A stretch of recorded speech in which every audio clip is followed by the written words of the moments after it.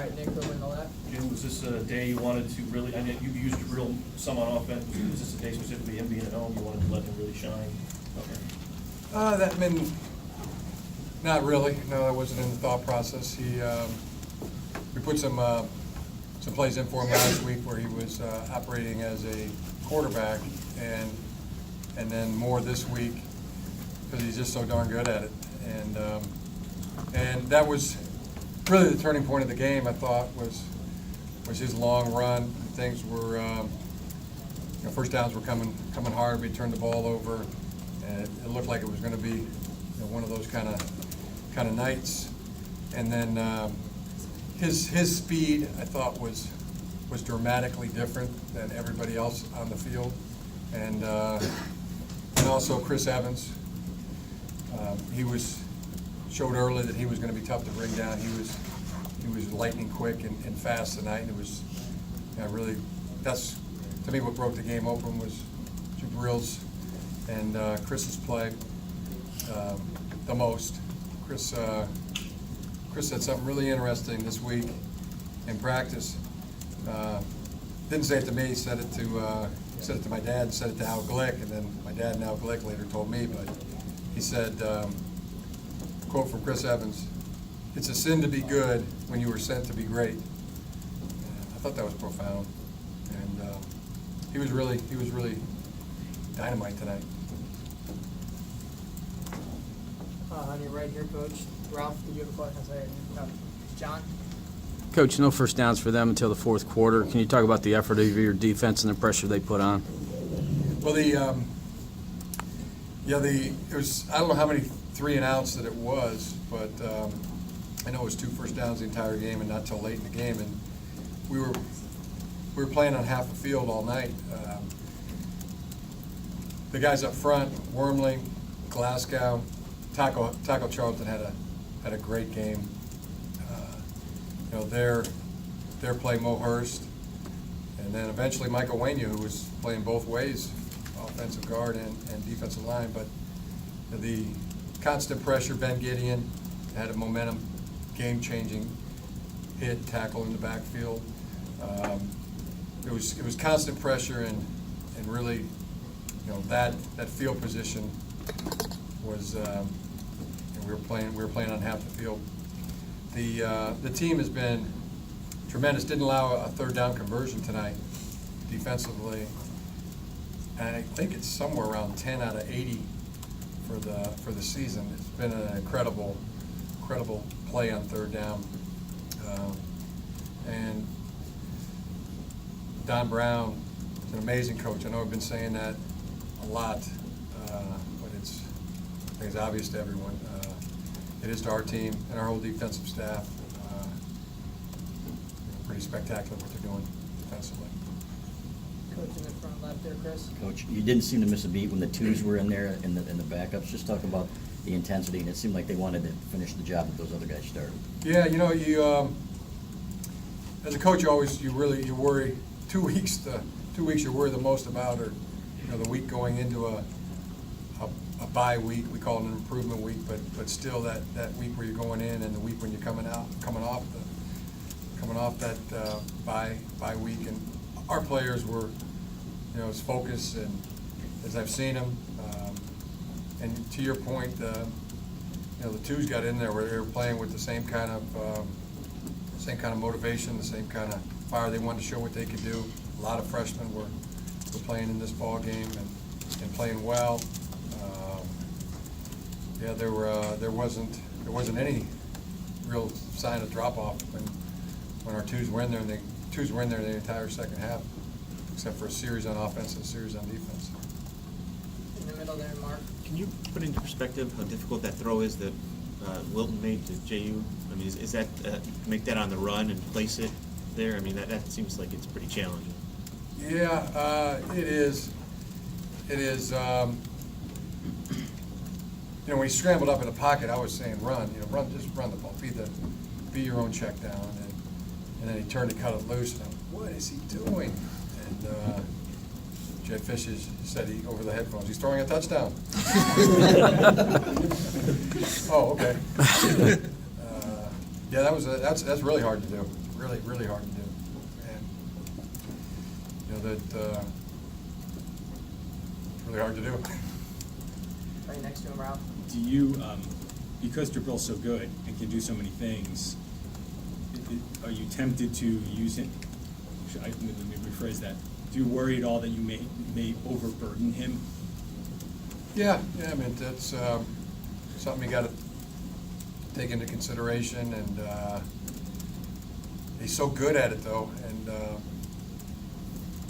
fortunately, most of the time, I mean, he wasn't taking any hits. He was just so much faster. Did it look that way to you? He was just so athletic and so fast. I mean, it was really, really, really impressive. I mean, you know, he's, gosh, if there's a better player in the country, I don't know who it is. I know there's a lot of great players out there, but this guy, to be able to coach a guy like Jabril Peppers is a real joy. And there's so much more. I mean, that's just, I mean, he can throw the ball.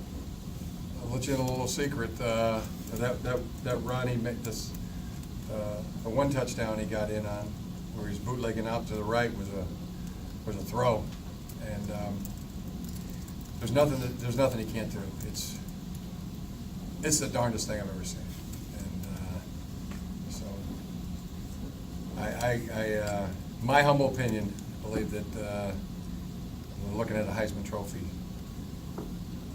winner and candidate. Where was your left there, Nick? Jim, you guys went for 2. Was that you call that? Or was that- Pardon? When you guys went for 2? Why did you go for 2? This is something we had practiced all week, and we had it. We saw a look that we thought we could get a 2-point conversion on. We had it called each of the extra points that we didn't call it after that fourth touchdown, but it was dialed up and called off the first 3 times, and then the 4th time we got the look that we had prepared for, and our guys executed it very well. In the middle, Dan. I'm good. You're good. All right, over to the right, Nicole.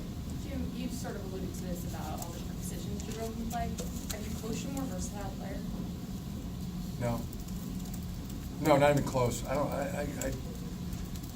lot of great players, and I hate to compare because somebody gets diminished, but you know, there was a Bible sitting right here, and I put my hand on it and said that, no, I have not coached a more versatile player than Jabril Peppers. I don't know if there's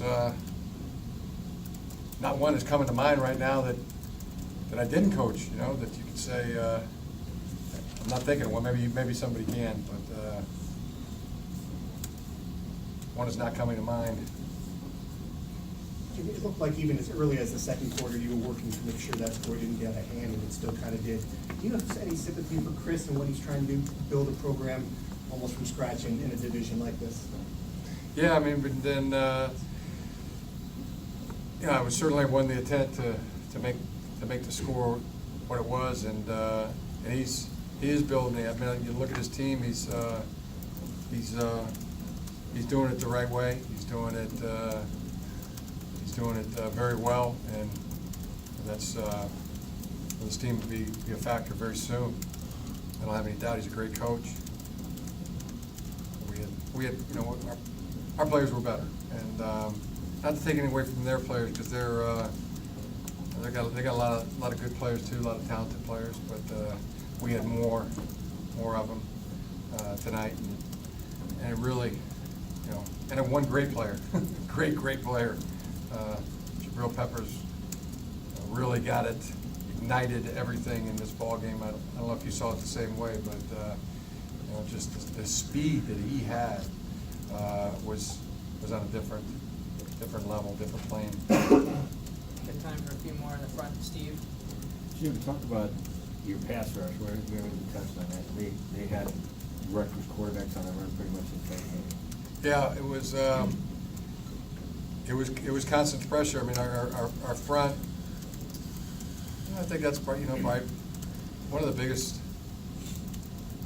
and best. I mean, the spine of our team that front, that defensive front. Greg Madison does a great job coaching our guys, and they were fast. Our whole team was really fast tonight, and they just are fast, but really showed tonight. They were executing at a really high level.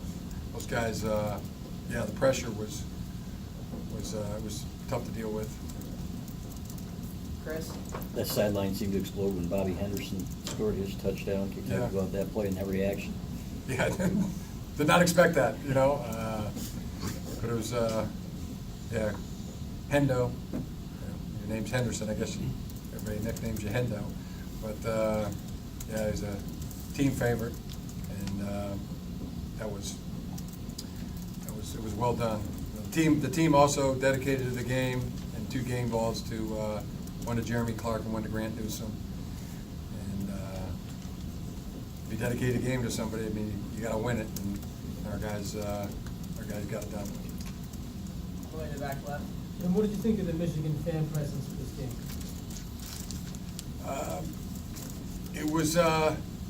I really, I noticed it at the end. There was a lot of them there, and that was good. Most of the game was, it was a great atmosphere for football. Appreciated the support from the faithful. Over here on the right, Angelique. Jim, Heisman Trophy voters tend to love offensive players. I mean, would you envision playing Jabril more since you put him in that running now for Heisman Trophy? Well, he's doing it. He is, but more. I mean, like really having even more of a Maybe Jim Thorpe. Maybe that would be a good comparison. Just came to mind. Just came to mind. The great Jim Thorpe. I think you could put Jabril on that dance floor. I really do. All right, last question over to the left, Nick. Jim, is Kenny the kicker? Who won you didn't kick any field goals, who won the kicking competition? Yeah, Kenny was the one we were going with first tonight. You think you're gonna stick with him? I thought he was good tonight. I think we saw part of the problem one time where he was he's rushing some of his kicks, and he rushed one, and we had it on the stopwatch, and then reminded him. I think that's the biggest issue. When you just want to be in that 1-2-5, 1-3 operation time, and he was getting down there one time where he's 1-1, and I think that's the identifiable thing, and hopefully we just keep working on that and get the timing right in that sweet spot of 1-2-5, 1-3. All right, thanks, Coach. Okay, thanks a lot. Hey, guys.